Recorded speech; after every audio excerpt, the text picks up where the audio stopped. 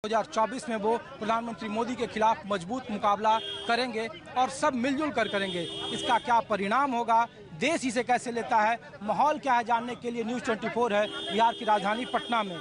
और यहाँ बहुत सारे लोग हैं। कहाँ से हैं भैया? हम प्रयागराज इलाहाबाद उत्तर प्रदेश। अखिलेश जी के साथ हैं? हाँ, राष्ट्रीय अध्यक्ष अखिलेश यादव जी के साथ में समाजवादी पार्टी से डॉक्टर अमर बहादुर सिंह यादव। तो ये एकता का कुछ असर होगा? एकता बहुत बड़ा असर होगा। आज जो बैठक हो रही है, इस बैठक में एक अहम निर्णय होगा और एकता को एक बांधने का कार्य होगा। और ये झूठी और जो पाखंड की सरकार चल रही है भारतीय जनता पार्टी को, इसको उखाड़ फेंकने का जो आज बैठक हो रही है, ये अहम बैठक में कुछ निर्णय। ये बताओ कि उत्तर प्रदेश से अकेले अखिलेश जी आए हैं। उत्तर प्रदेश में समाजवादी पार्टी के अलावा भी तो दल है, ओम प्रकाश राजभर की पार्टी है, बहन जी की पार्टी है। ये बताओ गुरु कि इलाहाबाद में कैसे समाजवादी पार्टी जीती है?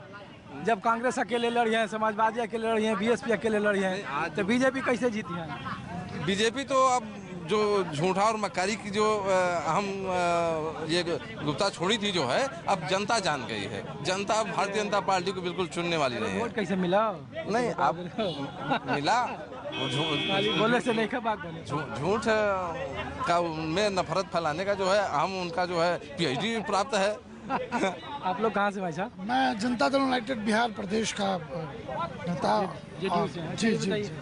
लोग बोल रहा है यहाँ कि बताइए, बिहार का सबसे छोटा दल विधानसभा में और वो पूरे देश को जोड़ रहा है। ये नीतीश कुमार ना बदले की भावना से बीजेपी को औकात दिखाने के लिए सभी को जुटा रहे हैं। नहीं, ऐसी बात नहीं।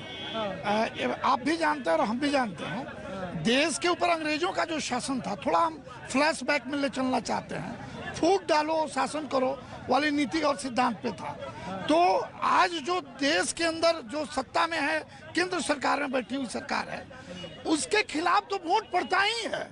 70% वोट उनके खिलाफ पड़ता है, 65%, 60% उनके खिलाफ पड़ता है। यही होता है कि वो वोट बढ़ जाता है। इस बार जो वोट बढ़ता है ना, उस सबको इकट्ठा करने के लिए माननीय नीतीश कुमार ने एक बेहतर प्रयास किया है। और ये केवल दलगत प्रयास नहीं है, ये दिल से भी प्रयास है।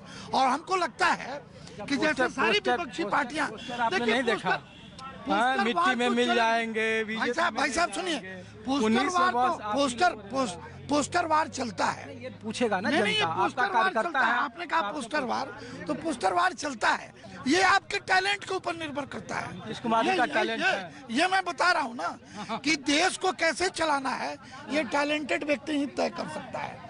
और अगर कोई व्यक्ति अपने कुमार में टैलेंट है, आपको अगर ऐसा नहीं लगता है तो उनके पीछे देश चलाने के लिए नहीं, आपको अगर ऐसा नहीं लगता है तो उनके किए हुए पिछला कार्य जो उन्होंने सेंट्रल में रहकर किया है, उसका एक बार स्मरण करना चाहिए। से भाई, अभी जेडीयू से हैं? मैं जदयू का प्रदेश सचिव हूँ, अति पिछड़ा तो यही बात आप ही बोलेंगे। आप ये बताओ बॉस कि लोग बोल रहे हैं कि आप मांझी को तो रखे नहीं साथ में, आप कैसे पूरा देश जोड़ लोगे यार, जब अखिलेश यादव के समर्थक यहाँ हैं।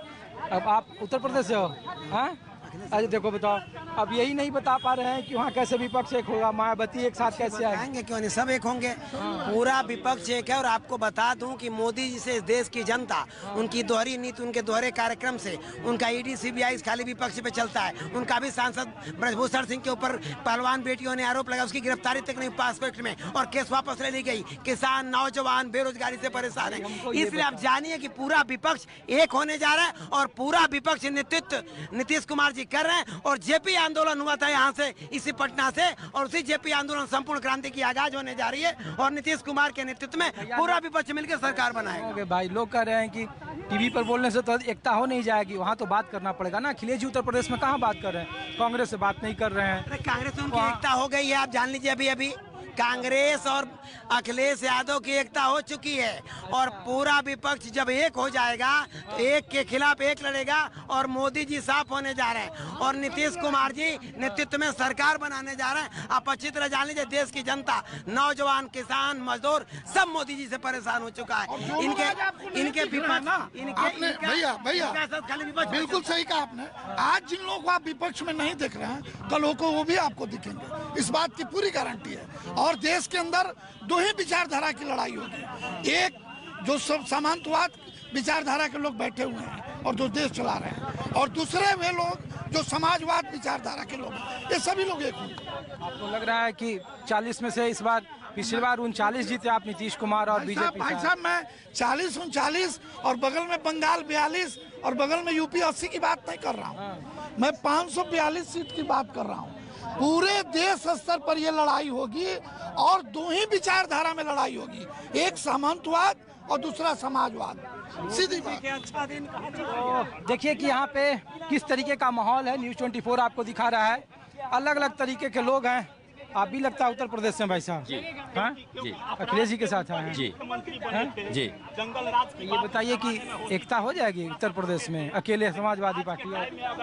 नहीं, सभी इकट्ठा होकर के जब मीटिंग चल रही है तो सभी विपक्ष के 15 पार्टियों की मीटिंग है तो क्या सबको इकट्ठा होने की पार्टी मीटिंग चल रही है। मीटिंग से क्या होगा? मीटिंग में तो ही बहुत 24 में 8-10 महीने का समय है जी। आप ही बताइए उत्तर प्रदेश में कैसे संभव है भैया? क्या मायावती, अखिलेश यादव, कांग्रेस, राजभर एक आपको लग रहा है कि हो जाएगा जमीन पर? ईमानदारी से बताना। ये तो शेष नेतृत्व तय करेगा। अभी जो उत्तर प्रदेश में जिस पार्टी से गठबंधन है उसमें इतना अभी तो चल रहा है। आगे के लिए शेष नेतृत्व तय करेगा किसको गठबंधन करना, किसको साथ रहना, किसको नहीं रहना, किसके साथ हमको फायदा है, किसके साथ नुकसान है हमारे पास। कौन सा जिला है आपका घर? यूपी है, हाथरस से। हाथरस से जी। तो हाथरस से बताओ कि अकेले समाजवादी लड़ेगी, अकेले बीएसपी लड़ेगी, अकेले कांग्रेस लड़ेगी तो बीजेपी को हरा दोगे आप? नहीं, गठबंधन लोकदल और समाजवादी पार्टी का भी गठबंधन है।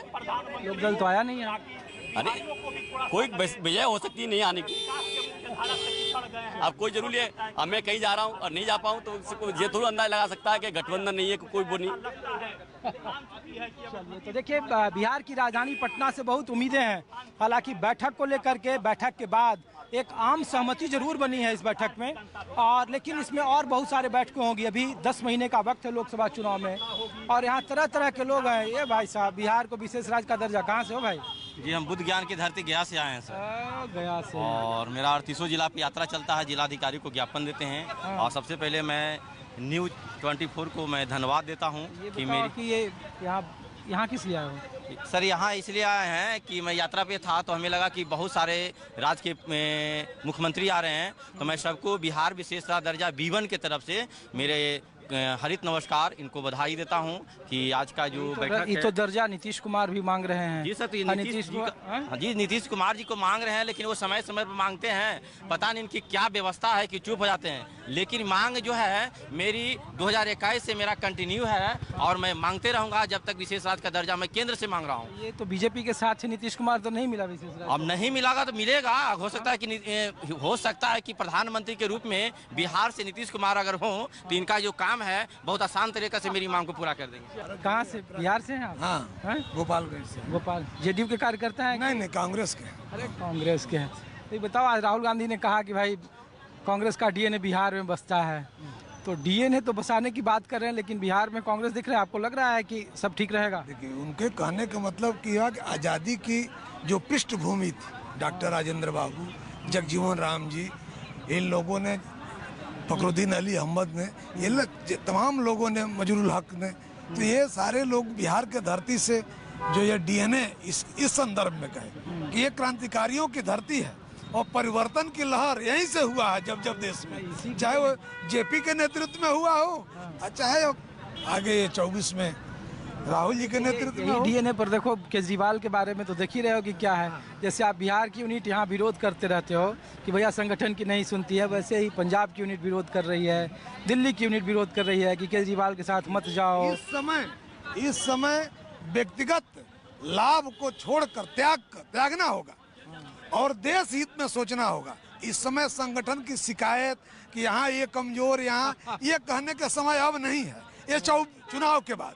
हाँ भाई साहब, अभी कांग्रेस के उसमें छोटे छोटे दलों को थोड़ा त्याग करना पड़ेगा। इसलिए कि कांग्रेस को त्याग करना चाहिए। ममता बनर्जी करिए, कांग्रेस को त्याग बड़ा दिल दिखाना चाहिए। केजरीवाल कह रहे हैं। देखिए, ममता बनर्जी और केजरीवाल को अगर त्याग करना होता तो कभी कर दिए होते। इन लोगों को अपना निजी स्वार्थ है, भारत जोड़ो, इन लोगों का अपना निजी स्वार्थ है। उसमें देश देख रहा है कि कौन उस योग्य है। सारे लोग जानते हैं कि राहुल गांधी उस योग्य हैं। राहुल गांधी न कहें इसका मतलब ये थोड़ा है।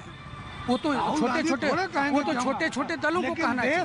राहुल गांधी को चाहे। अरे तो भैया जेडीयू वाला कह रहा है कि प्रधानमंत्री हम नीतीश कुमार को देखना चाहते हैं, आप कह रहे हो राहुल गांधी। ठीक है, चुनाव नहीं, जनता देख रही है, करना राहुल गांधी का हक है प्रधानमंत्री, और उनमें वो सारी चीजें मौजूद है। 2024 में आप लोग बीजेपी को रोक दें, कम से कम आप बताओ कि बिहार में 40 सीट पर क्या होगा। जब धर्म के आड़ में, जब मारीच ने, काल नेमी ने चोला ओढ़कर धर्म के आड़ में हनुमान जी को चक्कर में डाल दिया, तो ये तो भाई पूरे देश को ही चक्कर में डाल दिए हैं। तो अब इसमें से ऊपर उठना पड़ेगा और एक सूत्र में सबको पिरोना पड़ेगा।